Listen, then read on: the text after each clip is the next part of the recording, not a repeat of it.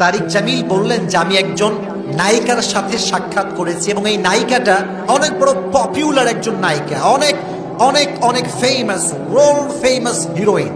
উনি বললেন যে মেয়েটা হচ্ছে নায়িকা, তাকে মাঝে মাঝে সালাম দিতাম, মা তুমি কেমন আছো, কি করছো, খাওয়া দাওয়া করেছো, ইসলামের কথা খুবই কম বলেছি। আমি হুজুর হয়ে জাস্ট তাকে সালাম দিতাম তার বাবা হয়ে। আমার সালাম পেয়ে পেয়ে তার মনটা এত বড় হয়ে গিয়েছে যে সে নায়িকা ঠিকই, কিন্তু আমার সালাম কালামকে ওসিলা করে আল্লাহ তাকে 5 ওয়াক্ত নামাজি বানিয়ে দিয়েছে। ইভেন আমি শুনলাম নামাজি হওয়ার পরে তারিক জামিল একদিন লাহোরে যান। পাকিস্তানে একটা জায়গা আছে, জায়গাটার নাম হচ্ছে লাহোর। জায়গাটার নাম কি?